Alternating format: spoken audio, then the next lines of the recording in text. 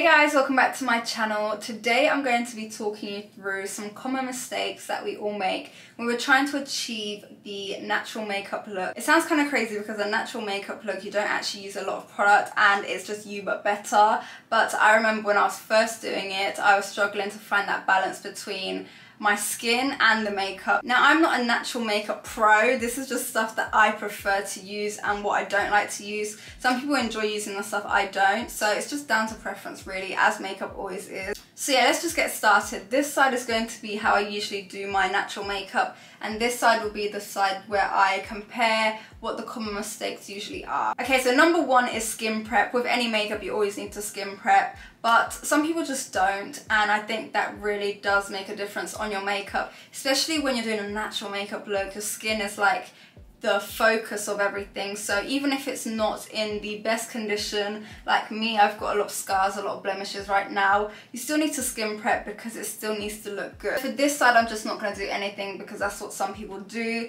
but for my normal side of what I usually do, I'm going to use the Charlotte Tilbury Magic Serum just to prep my skin and just make it look really glowy and dewy and prepped. I'm going to use the Laura Mercier Blurring Canvas Primer just on my T-zone and just blend it out a bit. My face already feels very, very strange only having the prep on one side. I can definitely feel a difference, and I just don't know why people don't prep their skin. Okay, so number two, for foundation, I usually always use a tinted moisturizer or a really light sheer foundation, almost like a watery consistency. They're my go-to. I never ever do like a full coverage foundation for a natural makeup look because I feel like it just doesn't look natural. So for my usual side, I'm going to use the Fenty Beauty Skin Tint. This is like a really nice skin-like tinted moisturizer. It is a little bit, it's not matte, but it's a moussey texture, but it still looks like skin, which I really, really love.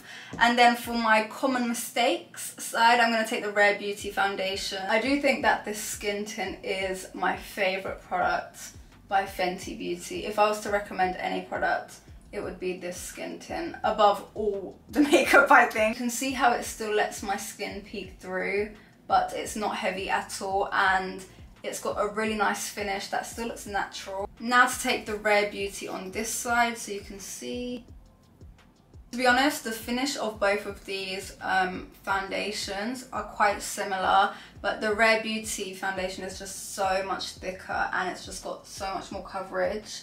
So it's not the best kind of natural foundation. Also, you can slightly see that the Rare Beauty is a bit more orange and warm than the Fenty Beauty, and that's another point. You want your base to be the exact shade of your natural skin tone. Like the Fenty, you can't even tell that I'm really wearing makeup, whereas this is very evident that I'm wearing a foundation. When you're putting on your base, just ask yourself this: if I was just to leave my house like this, does it look like I'm wearing makeup or not? And if the answer is yes, then you need to change your foundation. Now for concealer, a common mistake is using a concealer that is way too thick for the makeup look. I usually either skip concealer or use a really, really light coverage concealer. I do really love the Fenty Beauty Bright Eye Concealer, but it's just a bit too light in the shade for me, so I'm not going to use that today.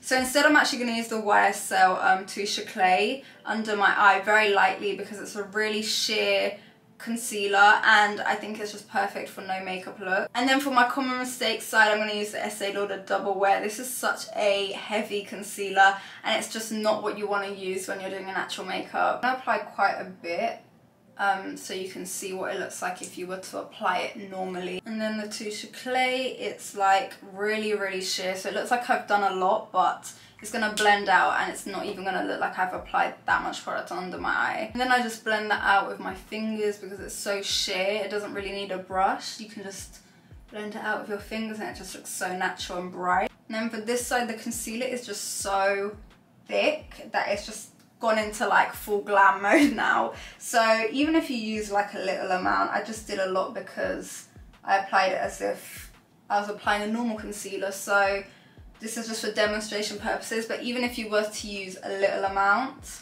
it would still look like so much because the coverage is so heavy. You can kind of see how this just looks like a block around my eye, whereas this is just very natural still, and still doesn't look like I have any makeup on. So keep your concealers light. Now for eyebrows, I think a very obvious mistake is just doing too much on your eyebrows. I just usually just brush them up with some gel and that's me done. Now I don't really ever use a pencil, but if I do, it's very, very fine, very thin. And I think it's very easy to give away you're wearing makeup when you just do too much on your eyebrows. So keep your eyebrows simple as well. I don't really care about having my eyebrows look perfect anymore. I just like brush them up. Whatever they look like is just how I end up leaving them. So I'm gonna do the same for this side as well, but just add a pencil so you can see how that just makes everything just look more bulky. Okay, so for eyes now, I usually use a brown eyeliner just on the top, just very subtly diffuse it out. But I think a very common mistake is using black. You should just never use black, I think. So I'm gonna do the same thing on both sides, but with different colors.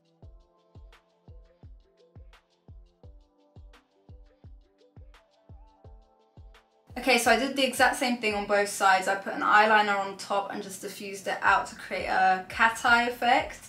And this side I used brown. You can barely tell I did something, but it still made a difference. And then this side I used black, and it's just way more obvious, and I think it just doesn't look as good. So yeah, use a brown eyeliner. And then for mascara, we want to use a mascara that's subtle and doesn't give away. We want one that mostly just lengthens your lashes, and I really love this Maybelline Push Up Angel mascara. And then for a more dramatic look or a normal mascara, I would use the Maybelline Sky High mascara. So I'm going to use this on this side and this on this side.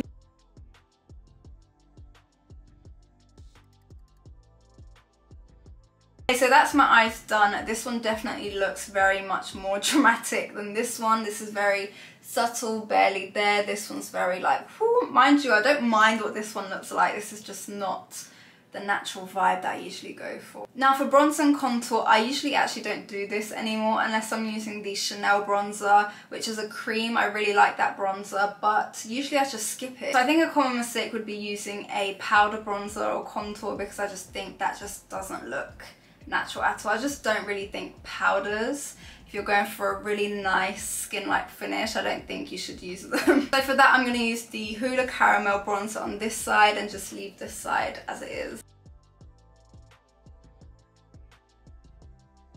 You can just see how it just makes my skin look muddy, and I don't like that. So if you are going to use a bronzer or contour, use a cream one, I think. I think that's always the best finish. And the same thing for blush. I don't like using powders for a natural look. I think it just doesn't look like skin. And I think a lot of people also don't use blush when they're doing a natural makeup look. And I think blush is like a crucial part, because it just adds like health and just a nice glow to your face, and it just looks very natural, because naturally we blush and we have a bit of colour in our skin, so we just need to put that back in so it looks very natural and seamless. So for this side, I'm going to use a cream. I'm going to use the NARS Air Matte blush in the shade Darling, and for this side I'm going to use the NARS Orgasm Powder blush, which I both actually love, but I think for this kind of look I wouldn't use the Orgasm. Just taking a bit of the blush and warming it up, and then I just apply quite a bit of it, because I think, again,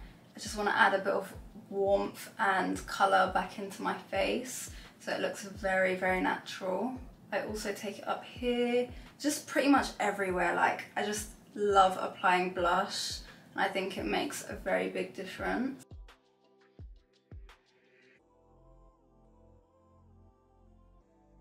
And it's also a thing about the comfort of the product on your face as well. I think a cream just feels and sits more comfortably on the skin than a powder, so there's also that. Okay, so same story for highlighters as well. I would just never use a powder highlighter. The only one I can really think of that I would is the Hourglass one in the palette. That one is absolutely phenomenal.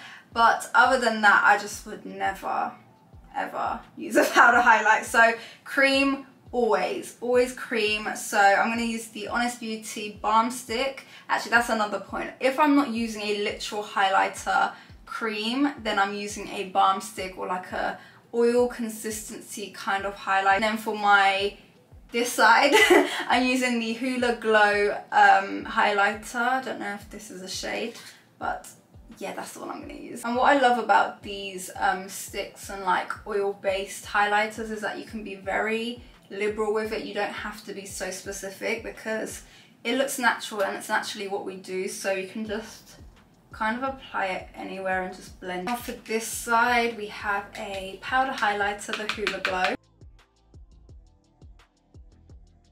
And now for my lips, I always love a lip oil or a lip balm, a tinted lip balm when I'm going for a natural look, because I think, again, that's just what looks best. So if you're gonna use anything on your lips, then always use a lip oil or a natural lip balm. The one I really love is the NARS Dolce Vita lip balm. You've probably seen me use it a few times in my makeup tutorials. I'm gonna use it again today so you can see what it looks like. It just looks, especially when you get the perfect shade for your lips, I like to stay as close to my natural lip shade as possible. So Dolce Vita is pretty much that shade. It just adds tint without having that really horrible lipstick look, which I don't like. But I'm also going to apply the lip oil on top. This is a Marc Jacobs lip oil, one of my favourite. I usually wouldn't do both, but I'm going to do both for you today. I just think that looks really gorgeous. And then on this side, I'm going to use a normal lip gloss, a really thick one that just isn't what I would use. It's the Lip Injection Lip Gloss by Too Faced in the shade Wifey for Lifey. I do actually really love these lip glosses, but not for today.